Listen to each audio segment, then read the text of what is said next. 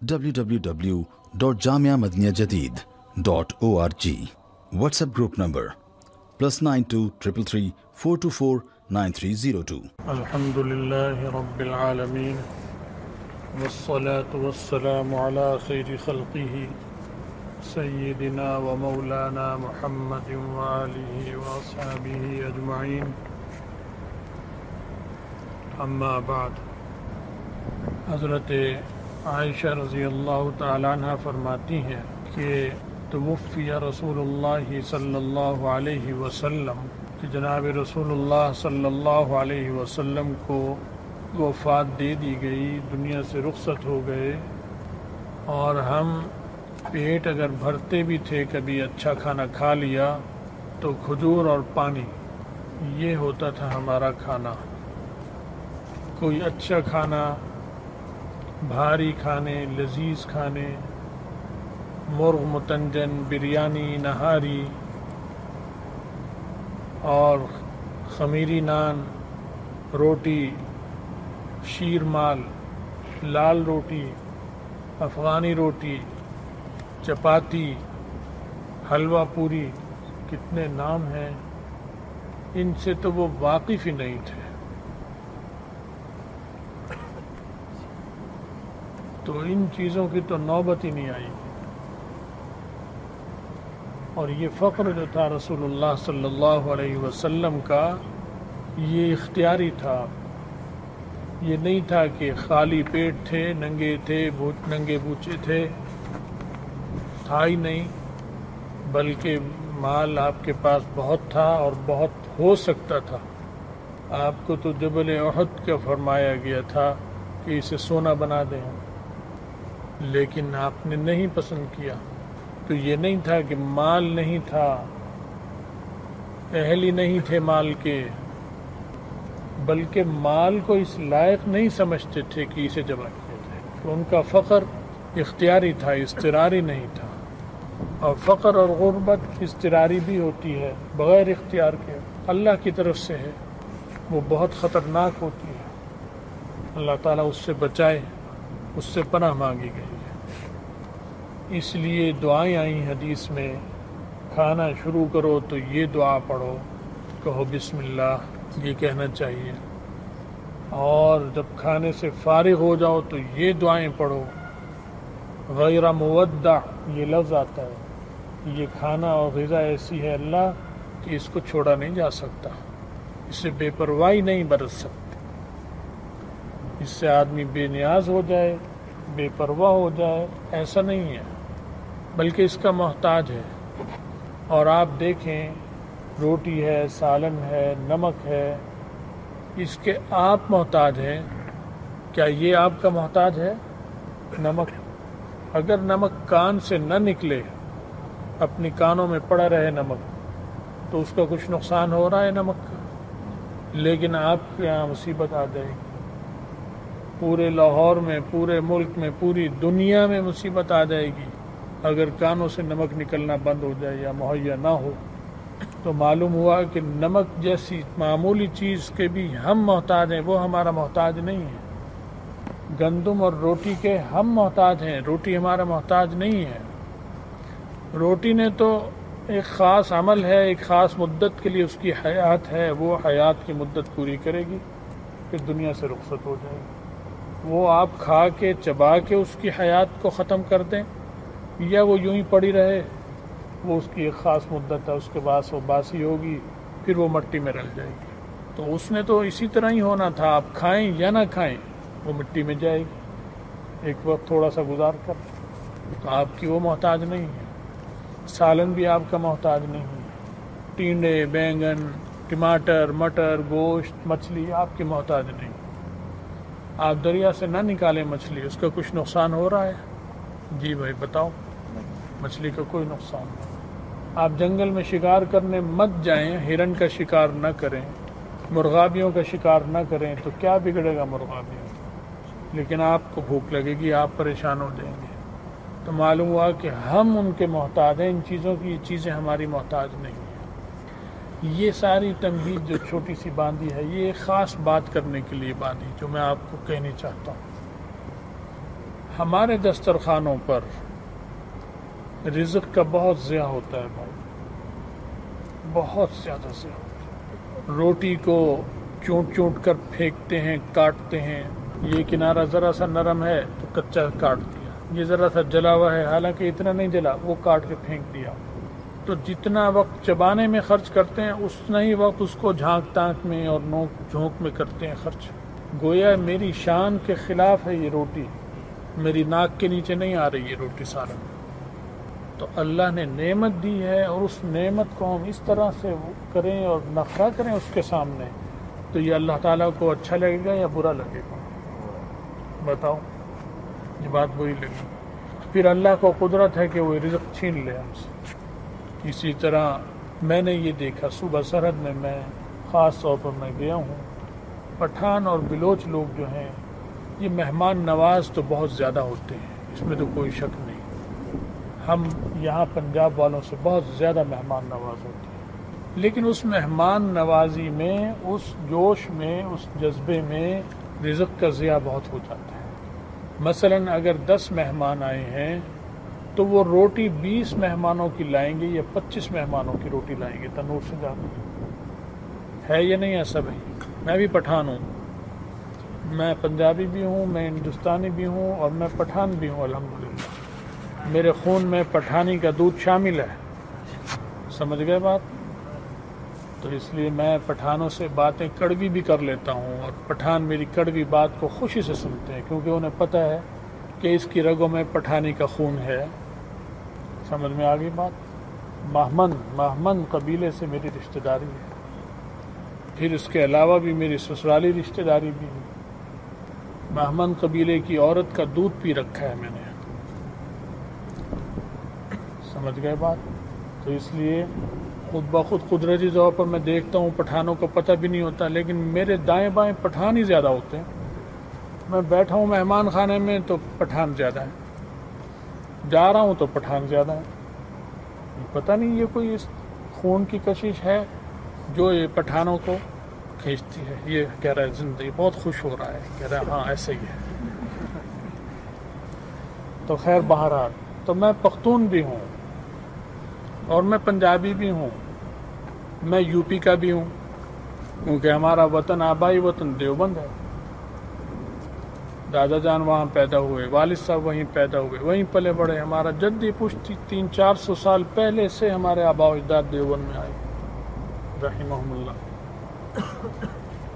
تو میری سب سے رشتہ داری ہے اللہ کے فضل سے، اور مدنی بھی ہوں اللہ کے فضل سے اور تھانوی بھی ہوں میں اللہ کے فضل سے، پتہ ہے تمہیں؟ تو دونوں طرح کا، اس پر بات کسی اور دن کریں گے۔ تو پٹھان جو ہیں یہ لاتے ہیں جوش میں، مہمان کے جوش میں، چاول بھی پکائیں گے، گوشت بھی پکائیں گے، اور 10 مہمان ہیں تو 25 روٹی لائیں گے۔ اچھا، روٹی اتنی بھاری بڑی ہوتی ہے، عمدہ روٹی، بہت عمدہ، کہ وہ ایک آدمی بھی پوری روٹی نہیں کھا سکتا، ہر ایک آدمی نہیں کھا سکتا، کوئی کھائے گا، ورنہ کم کھائے گا پیٹ بھر جائے گا۔ ہے یہ بات؟ یہ نہیں ہے، یہی ہے نا؟ بھاری روٹی ہوتی ہے، خمیری روٹی ہوتی ہے، بڑی عمدہ نفیس روٹی ہوتی ہے، افغانوں کے تنوروں پر لگتی ہے، صوبہ سرحد میں بھی، یہاں پنجاب میں بھی بہت لگتی ہے وہ، تو وہ لا کے روٹی لے آتے ہیں۔ اب جب وہ مہمان کھانے سے فارغ ہوتے ہیں تو اس میں 8 روٹی کھاتے ہیں وہ مہمان، اور 25 میں سے 8 بچ گئے تو نکل گئے، باقی کتنے بچ گئے بھائی؟ یہ روٹی فالتو۔ اب خود سوچو کتنے پیسوں کی آئی، ایک روٹی کتنے کی آتی ہے آج؟ اور وہ روٹی اور زیادہ مہنگی ہوتی ہے، یہ ہمارے تنور کی روٹی سے بھی زیادہ بھاری ہوتی ہے وہ روٹی۔ تو میں نے چند سالوں سے ایک تحریک چلائی ہے، پختونوں میں بھی، بلوچوں میں بھی، پنجاب کے بھی بعض علاقوں میں جہاں یہ رواج ہے، اور اللہ کا شکر ہے اسے پسند کر رہے ہیں ہمارے سب طلباء، اور کوشش کر رہے ہیں کہ دیکھو ایک تو روٹی زیادہ فالتو مت لاؤ، پیسے کیوں ضائع کرتے؟ سمجھ گئے بات؟ 8 مہمان ہیں تو زیادہ سے زیادہ 10 روٹی لے آؤ، 12 لے آؤ، کہ ہو سکتا ہے کوئی اچانک اور مہمان آ جائے یا کسی کو زیادہ خوراک ہو، تو 12 لے آؤ، اس سے زیادہ مت لاؤ۔ اگر وہ لاؤ پھر اس روٹی کو کاٹو، بیچ میں سے آدھا آدھا کاٹو چھری سے، تیز چھری ہو، اور پھر آدھا کاٹ کے پھر یوں کاٹو. کتنے ٹکڑے ہو گئے ایک روٹی کے؟ 4 ٹکڑے. اس کا پھر یہ کرو کہ دسترخوان میں لپیٹ کر رکھو. پٹھان لوگ مہمان کی خوشی میں ساری روٹیاں کھول کر دسترخوان پر ایسے بکھیر دیں گے، بچھا دیں.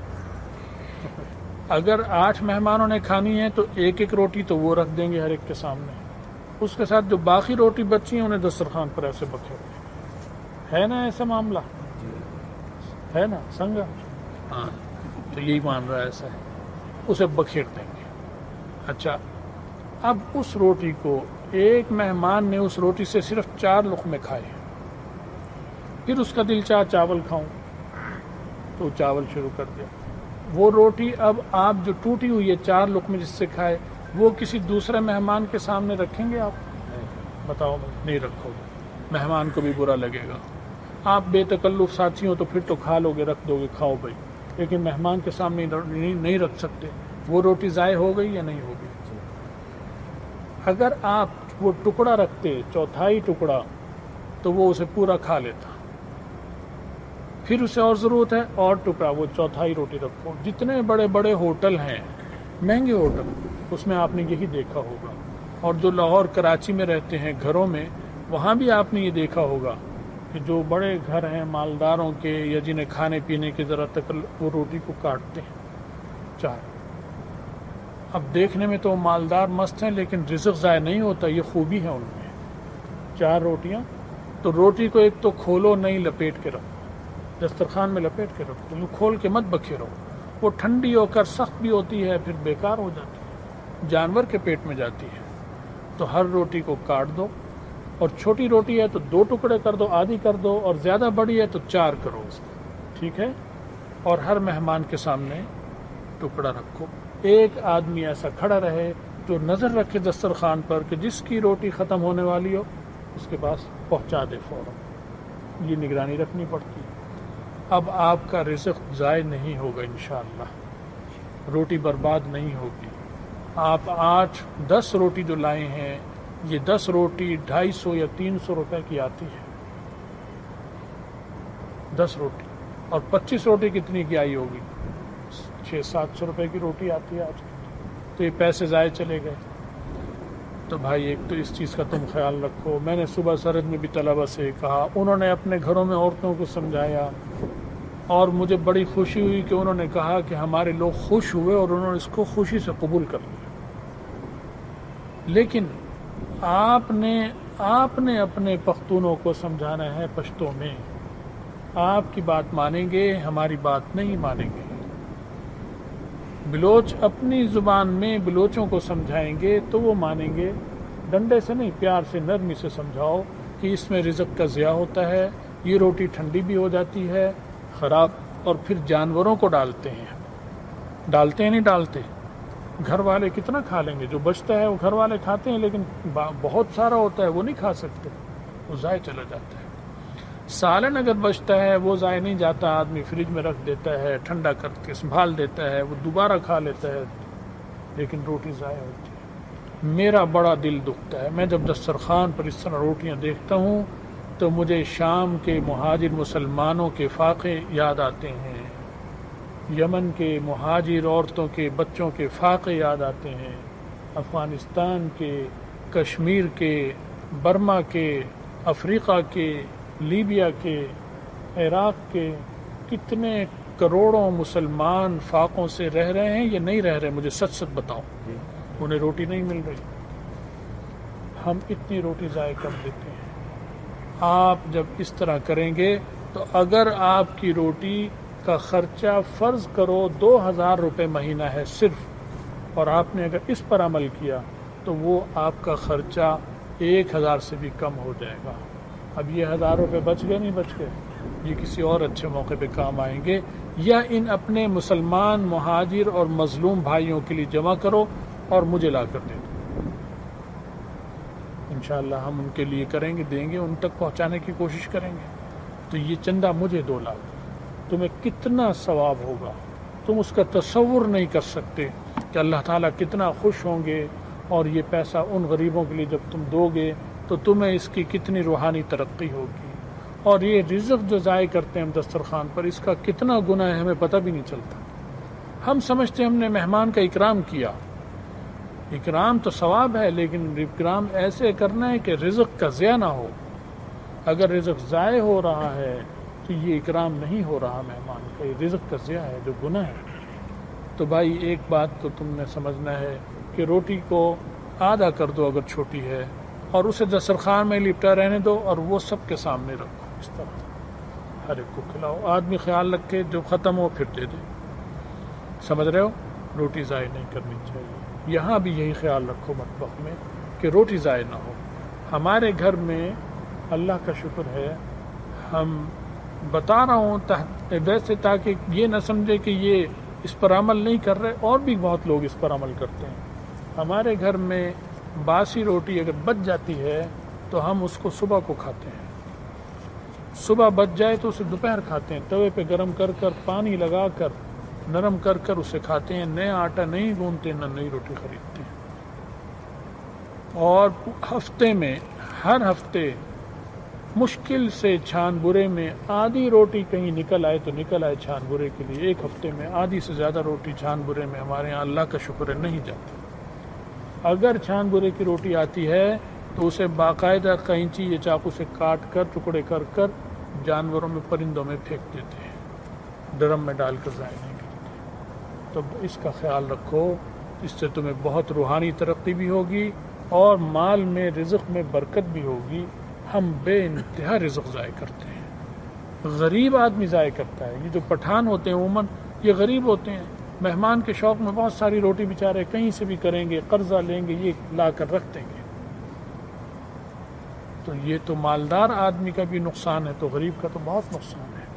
تو اتنا سالن پکاؤ، جتنے مہمان ہو اس کے حساب سے پکاؤ، اسی کے حساب سے چاول پکاؤ، ناپ کر پکاؤ۔ کنجوسی اور چیز ہے، ناپ کر پکانا کنجوسی نہیں ہے، یہ کفایت شعاری ہے۔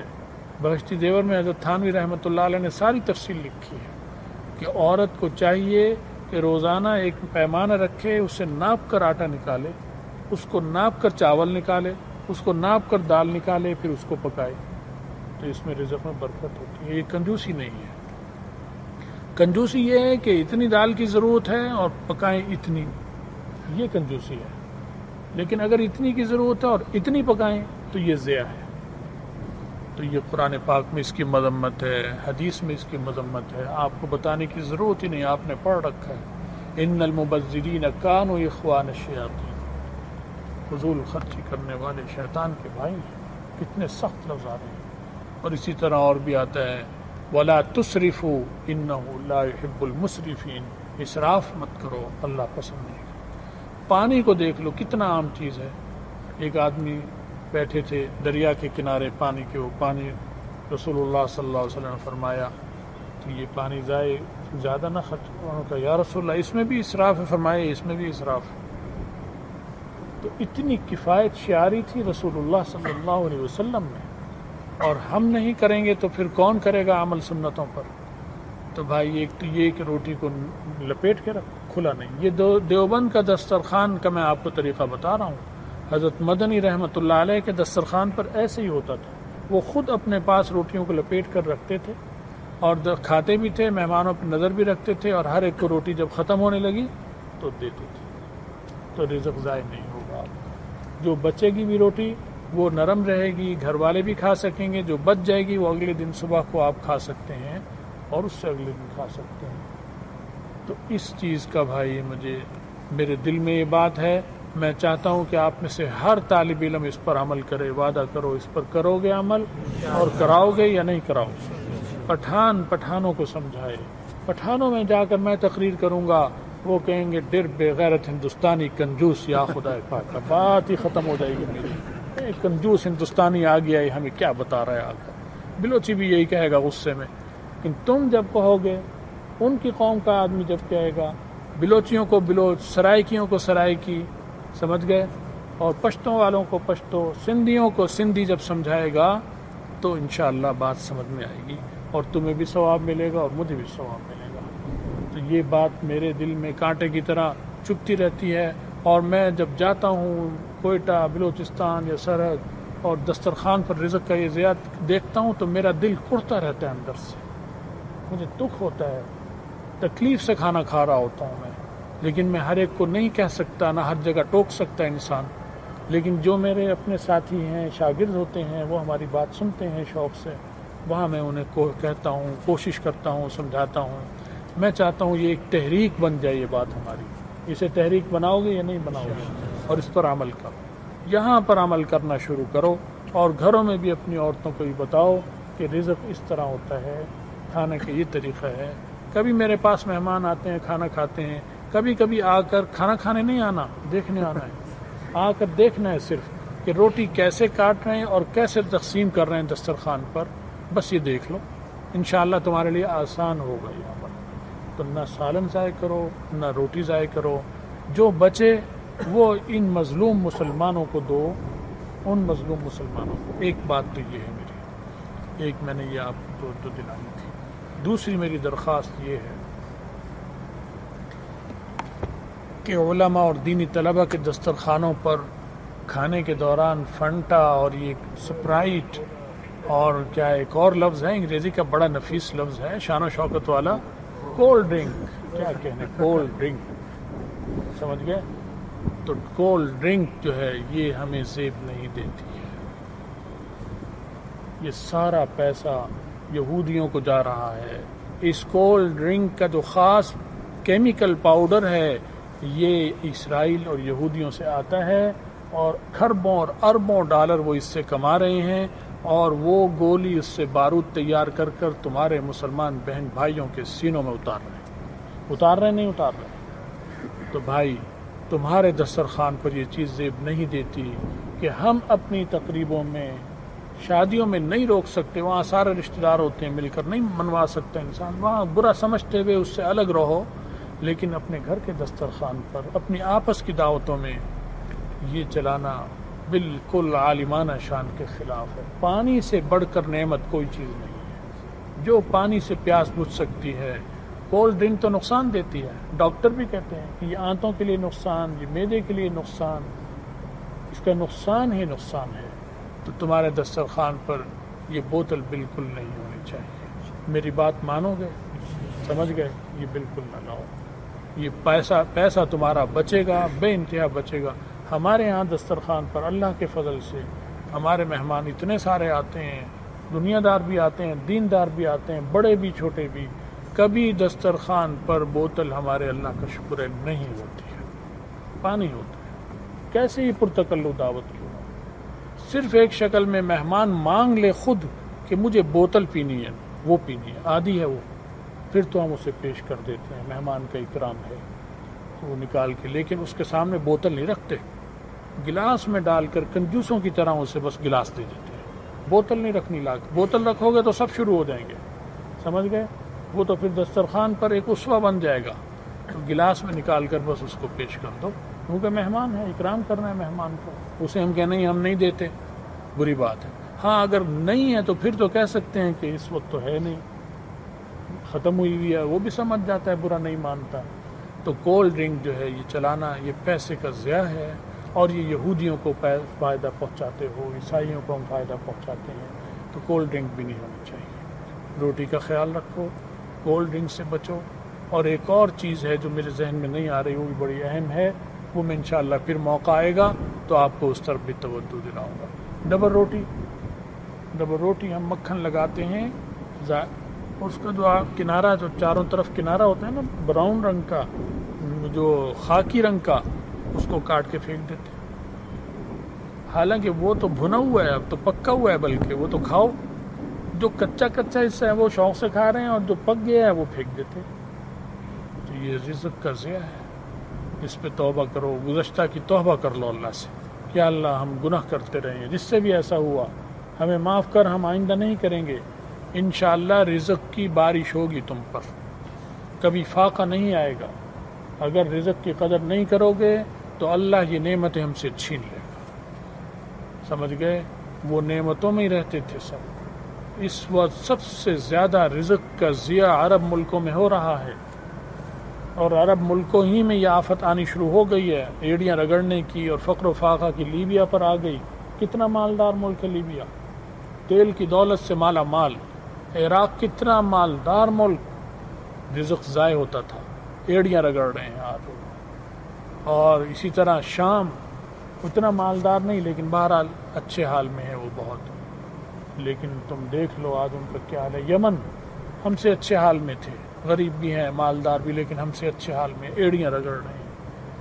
اور سب سے زیادہ دنیا میں رزق جس ملک میں ضائع ہو رہا ہے وہ سعودی عرب ہے.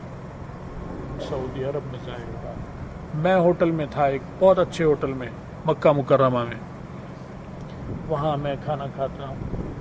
وہاں ہوٹل میں منگا لیتا تھا میں اور اکاشا ہیں.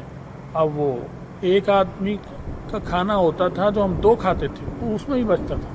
تو 2 کا تو لانا ضیاء ہی ہے، وہاں اتنا ملتا ہے. تو کھانا اچھا ہوتا تھا، وہ پھر بھی بچ جاتا تھا. اب بڑا دل دکھتا تھا. جب میں ہوٹل سے نکل کر آتا تھا تو وہ جو ان کے کھانے کی میس ہے اس سے گزرتا تھا. وہ بڑے نفیس کھانے وہاں کھلائے جاتے تھے، اور جو کھانا ہمارے پاس تھا وہ بھی بڑا اچھا ہوتا تھا.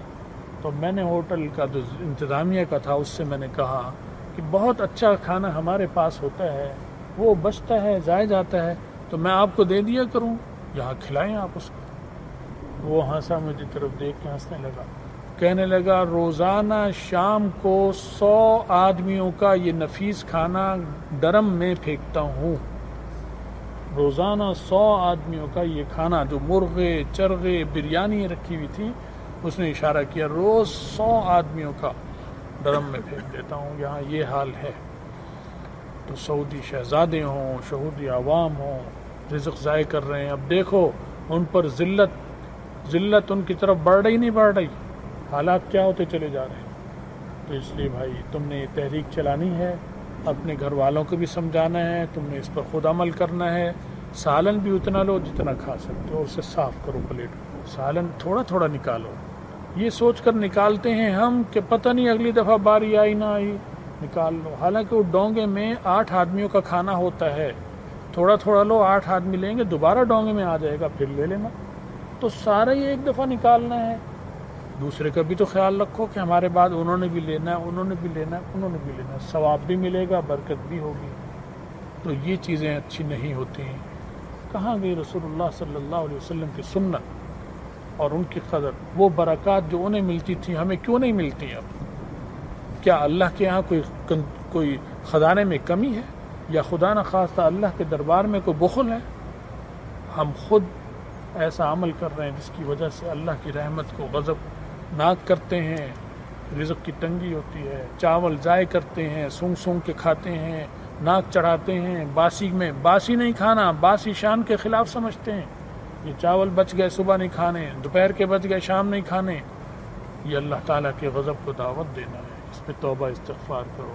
میری بات سے اتفاق ہو رہا ہے تمہیں؟ نہیں ہو رہا تو بھی انشاءاللہ سوچتے رہو گے تو 1-1.5 ہفتے تک ہو جائے گا. جب ذہن سوچتا ہے پھر اسے قبول کرنا شروع کرتا ہے.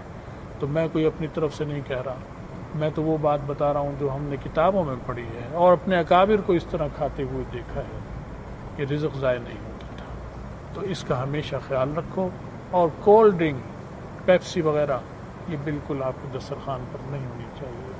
سمجھ گئے بات؟ جہاں ہوتی ہے وہاں بھی سمجھاؤ، اس بات کو آگے بڑھاؤ. اربوں روپیہ بچے گا پورے ملک میں اگر یہ اس پر صرف علماء بھی عمل کر لیں تو اربوں روپیہ بچتا ہے. سمجھ گئے بات؟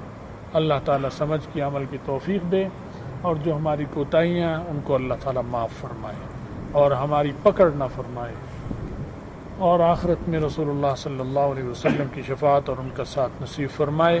وآخر دعوانا ان الحمدللہ رب العالمین. مولانا طلحہ صاحب سہارنپور میں حضرت شیخ مولانا زکریا صاحب رحمۃ اللہ علیہ کے صاحبزادے ہیں. وہ حالت کافی نازک چل رہی ہے ان کی، بیمار ہیں، ہسپتال میں داخل ہیں. ان کے لیے بھی خصوصی دعا کرو، اللہ ان کو شفائے کاملہ اور عاجلہ عطا فرمائے، صحت عطا فرمائے. اور جو معاملات ہیں، ہاں ٹڈی دل کا سیلاب اور طوفان اخباروں میں بھی آ رہا ہے. یہ جنوبی پنجاب میں آ چکا ہے. یہ چند گھنٹوں میں پوری کی پوری فصلیں برباد کر کے چلی جاتی ہیں ٹڈیاں. اتنا ایران سے آیا ہے بلوچستان میں، بلوچستان کے راستے اور جگہوں میں، اسی طرح ہندوستان سے بھی داخل ہوا پاکستان میں، اور اس سے بہت سے باغات اور ہماری فصلیں انتہائی خطرے میں ہیں۔ تو اس پر آپ نے اللہ سے دعا اور کثرت سے استغفار کرتے رہیں کہ اللہ تعالیٰ اپنے قہر سے، عذاب سے ہمیں بچائے اور معاملہ رحم اور فضل کا فرمائے۔